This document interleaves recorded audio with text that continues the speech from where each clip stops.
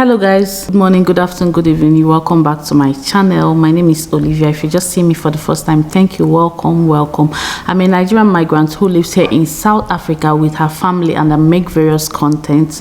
You'll definitely like it on this channel, so please do well to hit on the subscribe button and give this video a thumbs up, okay, and be part of this family. I also show you vlogs from time to time. I also make South African content, okay. So yes, to all my returning subscribers, thank you so much. I really appreciate you. I love you from the depth of my heart, okay. Thank you. So yes, in today's video, it's a collaboration with my friend and sister, Nigerian sister Chimma Francherry Beauty. Chimma Francherry is a Nigerian YouTuber who is also in South Africa, and yes, we decided to come together to make this video. I've made a similar video like this in the past before, but we just decided to come up with something like this again. Yes, I've lived for over 10 years in South Africa, over 11 years at this point in South Africa, and I just want to talk about the ways that South Africa has changed me, you know, in different sphere of life.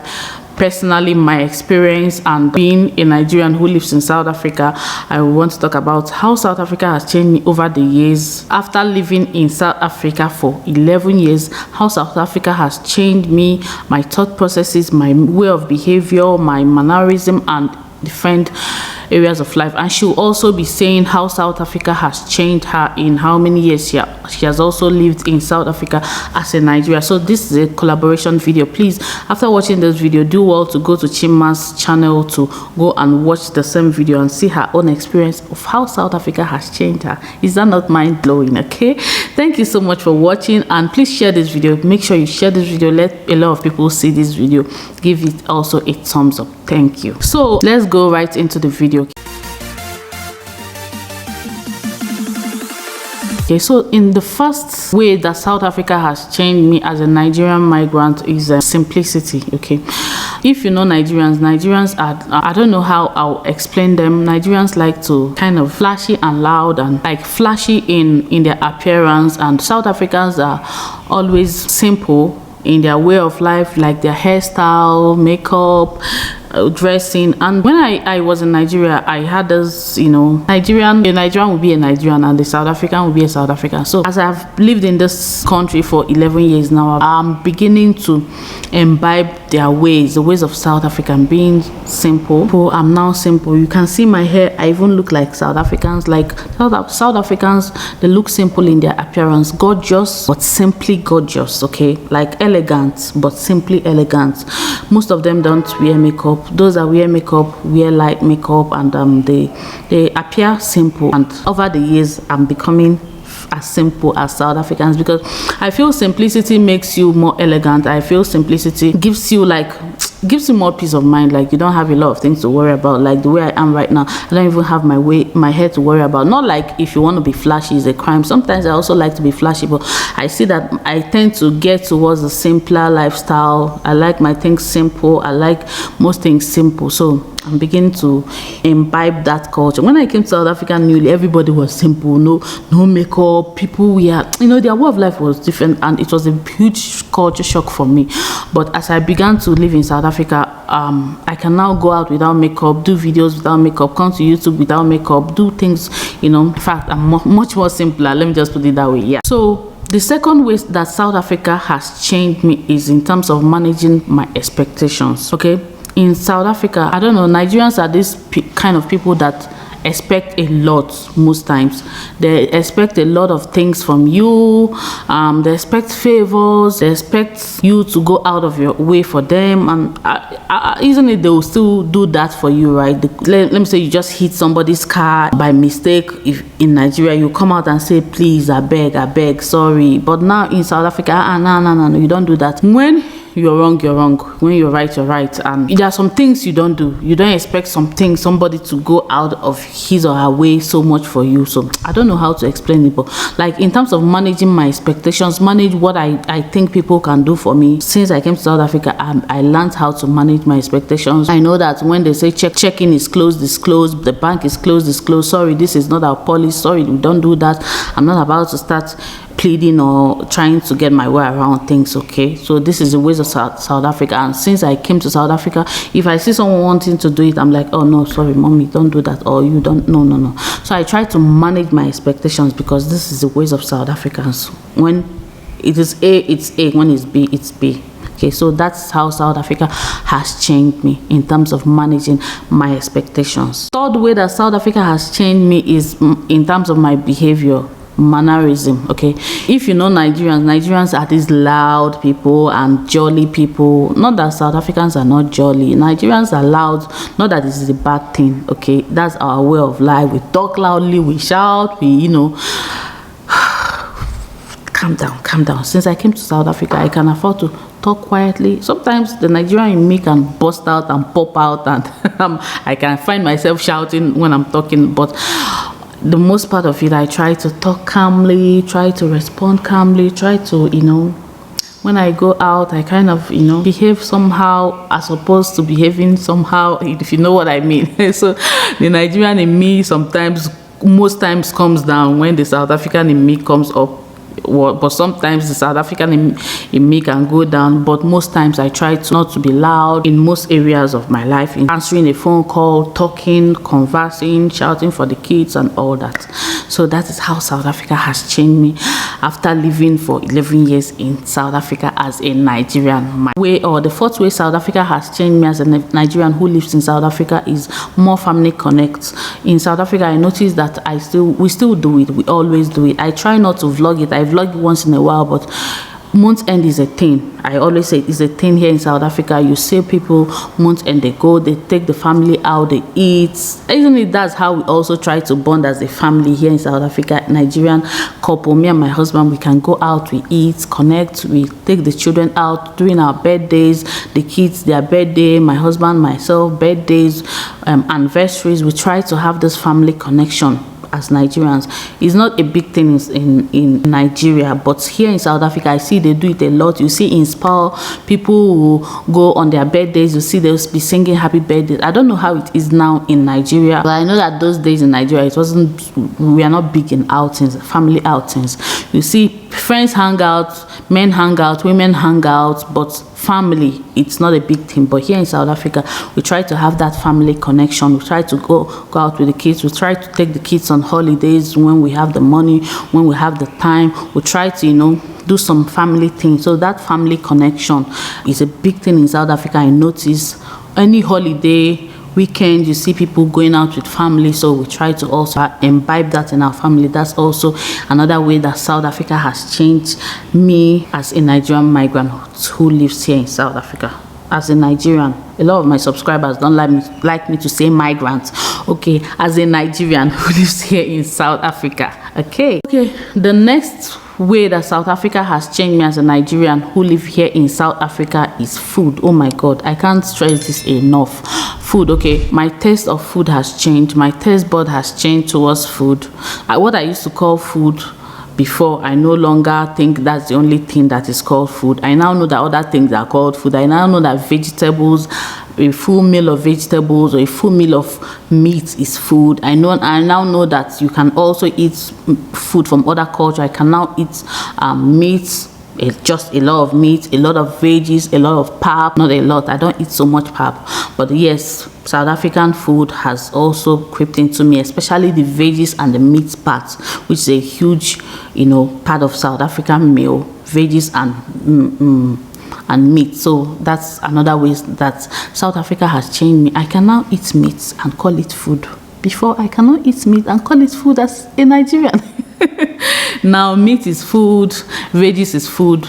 Nigerian food also is food. I also eat Nigerian food. I can't live without Nigerian food, sorry, but I now know that other cultures, their food is also food and I can tolerate. Before, I didn't know that I can go to a restaurant and eat some weird things that look weird, like sushi and all those kind of things. It's South Africa that made me to know that you can even eat sushi and call it food. Though I don't like sushi, I'm not a fan of sushi, but I now know that other kind of food is also food, and I try to eat other food. I try to eat other meals.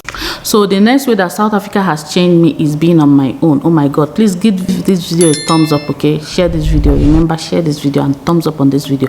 Yes, I now try to be on my own. I don't engage on idle gossip. I try to, be on my own sometimes, which is the ways of South Africans. You don't have to know your neighbors. You don't have to go to your neighbor's house. I've never been to any of my neighbor's house before. That is South Africa for you.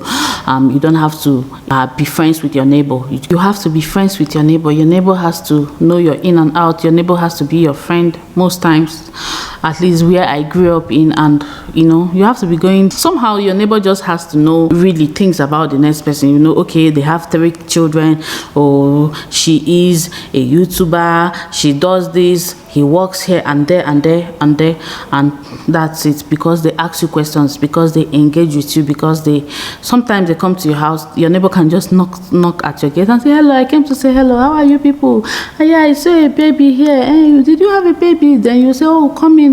Oh, would you have some water? Do you want some Coke, some cold drinks and all that? Your neighbor has become your friend though, just like that.